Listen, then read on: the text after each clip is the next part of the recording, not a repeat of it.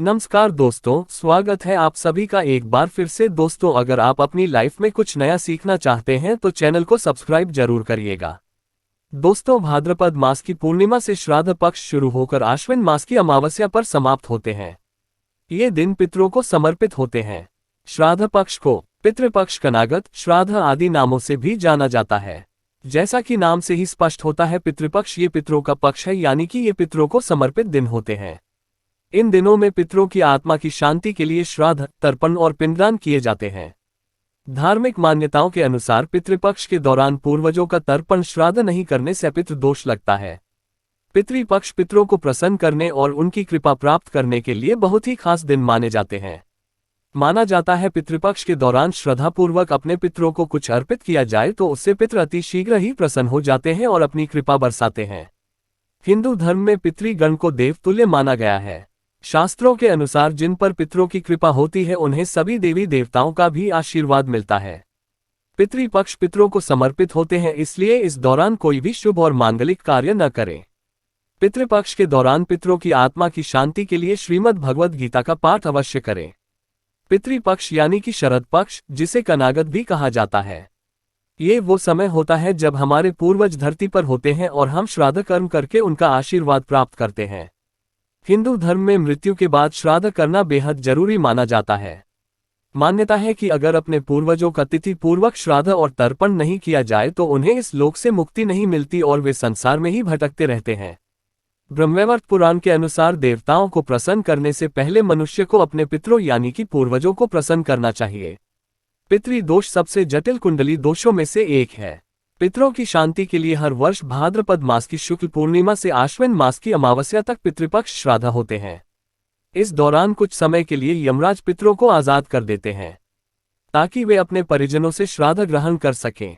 माना जाता है कि जिस घर के पितर अपने परिवार के लोगों से खुश रहते हैं उस घर के लोगों को देवी देवताओं का भी आशीर्वाद प्राप्त होता है। शास्त्रों के अनुसार जिन लोगों के पितर उनसे प्रसन्न नहीं होते हैं उन्हें पितृदोष का श्राप मिलता है। माना जाता है कि जिस घर में पितृदोष का श्राप लगता है उस घर के सदस्य कभी भी सुखी नहीं रहते और ना ही वे जीवन में सफलता प्राप्त कर पाते हैं। दोस्तों, आज के इस वीडियो में हम आपको पितृपक्ष में किया जाने वाला एक बहुत ही आसान और असरकारक उपाय बताने जा रहे हैं। इस उपाय को करने से भगवान विष्णु और मां लक्ष्मी जी की असीम कृपा प्राप्त होती है। बिगड़े कार्य बनने लगते हैं, साथ ही पितरों का भी आशीर्वाद मिलता है। पितरों के आशीर्वाद से घर में सुख समृद्धि चली आती है, खुशहाली और शांति बनी रहती है। इसके साथ ही परिवार के सभी सदस्यों को हर क्षेत्र में सफलता प्राप्त होती है और जीवन के सभी कष्टों और दोषों से मुक्ति मिलती है। दोस्तों, इस उपाय को सही प्रकार से करने के लिए आप हमारी इस वीडियो को एंड तक अवश्य ही देखें और आगे बढ़ने से पहले आपसे रिक्वेस्ट करते हैं कि वीडियो को लाइक जरूर करिएगा, दोस्तों को शेयर कर दीजिएगा और अगर आपने अभी तक चैनल को सब्सक्राइब नहीं किया है तो चैनल को सब्सक्राइब करके बेल आइकॉन जरूर दबाइएगा। दोस्तों, वैसे तो ये उपाय पितृपक्ष में रोजाना करने चाहिए क्योंकि ये 16 दिन पितरों को समर्पित होते हैं, लेकिन अगर रोजाना ना कर सके तो पितृपक्ष की पूर्णिमा, पितृपक्ष की अमावस्या और पितृपक्ष की एकादशी के साथ ही आपके पितरों की जो तिथि है उस दिन आप इस उपाय को अवश्य ही करें और पितृपक्ष की अमावस्या पर भी अवश्य करें। ये उपाय आपको संध्याकाल या रात्रि के समय करना है। इस उपाय को सुबह या दोपहर के समय ना करें। उपाय को करने के लिए आप अच्छे से मुंह हाथ पैर धोकर साफ हो जाए और स्वच्छ वस्त्र धारण करें। इसके बाद एक दिया तैयार करें। दिए में एक रुई की बाती लगाएं और शुद्ध घी भरे। शुद्ध घी ना हो तो इस दिए में आप सरसों का तेल भरें और इस दिए में थोड़े से काले तिल डाल दें। इस उपाय को करने के लिए आप मिट्टी का, पीतल का या आटे का कैसा भी दिया ले सकते हैं। अगर आप आटे का दिया ले रहे हैं तो ध्यान रखें आटा साफ होना चाहिए और आटे में नमक भी नहीं होना चाहिए। दिया बनाने के बाद अब आप अपने घर के दक्षिण कोने को साफ करें। अगर आपके घर के दक्षिण कोने में स्टोर रूम है या बाथरूम वगैरह बना है या खाली स्थान नहीं है तो आप अपने रसोई घर के सबसे दक्षिण कोने को साफ करें। अगर रसोई घर में भी ऐसा साफ स्थान नहीं है तो आप अपने किसी भी कमरे के दक्षिण कोने को साफ करके वहां पर इस दिए को रखें।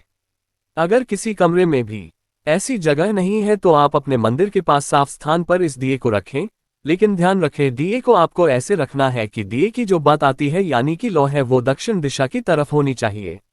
यानी कि दिए का मुख आपको दक्षिण दिशा की तरफ करना है और यह भी ध्यान रखें कि दिए को सीधे जमीन पर ना रखें।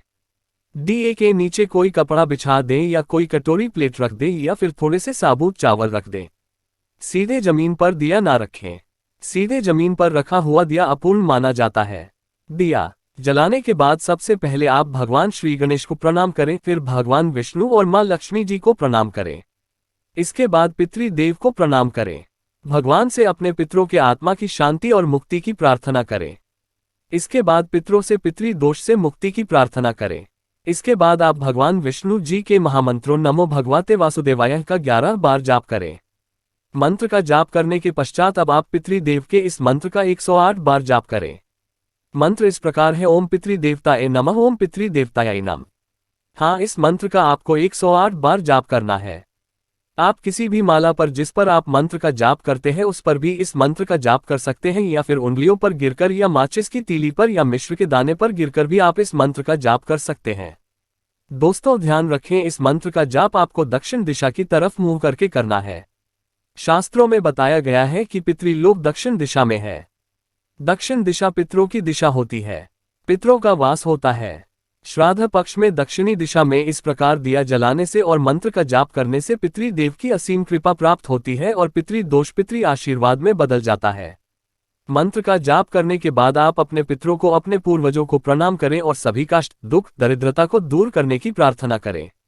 दोस्तों, इस उपाय को करते समय कुछ बातों का विशेष ध्यान रखें। इस उपाय को करते समय स्वच्छता और पवित्रता का विशेष ध्यान रखें। महिलाएं पीरियड्स के दौरान इस उपाय को न करें। इस उपाय को जरूरी नहीं है कि परिवार का एक सदस्य ही रोजाना करे। इसे परिवार में कोई भी कर सकता है और ये भी जरूरी नहीं है कि घर के पुरुष या लड़के ही इस उपाय को करें। इस उपाय को घर की बेटियां, बहुएं भी कर सकती है। इसके साथ साथ इस बात का विशेष ध्यान रखें कि पितृपक्ष में आप किसी भी प्रकार की तामसी चीजों का सेवन न करें। पितृपक्ष में प्याज, लहसुन, मीट, अंडा, तंबाकू, सिगरेट, शराब आदि चीजों का भूलकर भी ना करें और ये दिया आप अपने घर पर ही जलाएं। अगर आप किसी और के घर गए हुए हैं तो किसी और के घर में आप इस दिए को अपने पितरों के नाम से ना जलाएं। ये उपाय आपको अपने घर पर ही करना है। पितृपक्ष के दौरान कोई भी शुभ कार्य नहीं करना चाहिए। इस दौरान कोई वाहन या नया सामान ना खरीदे। रोजाना की जरूरत के अलावा कोई भी नया सामान पितृपक्ष में नहीं खरीदना चाहिए। पितृपक्ष के दौरान नाखून नहीं काटने चाहिए, बाल नहीं काटने चाहिए, दाढ़ी मुझ भी नहीं बनानी चाहिए। पितृपक्ष में गायों, ब्राह्मणों, कुत्तों, चींटियों, बिल्लियों आदि को भोजन अवश्य ही कराना चाहिए। पितृपक्ष के दौरान कोई भी सौंदर्य प्रसाधन की चीज लगाने से बचें। पितृपक्ष के दौरान लड़ाई झगड़े ना करें, प्रेम से रहे, किसी की निंदा ना करें, किसी की चुगली ना करें। पितृपक्ष के दौरान इन सभी बातों का विशेष ध्यान रखें। दोस्तों, अगर आपने दिया चावलों पर रखकर जलाया है तो अगले दिन सुबह उठकर आप उन चावलों को पक्षियों को डाल दें।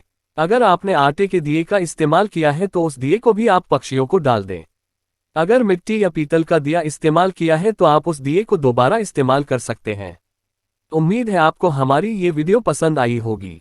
आज के लिए बस इतना ही दोस्तों। अगर आपको ये वीडियो पसंद आया है तो वीडियो को लाइक करिएगा, दोस्तों को शेयर जरूर करिएगा और चैनल को सब्सक्राइब करके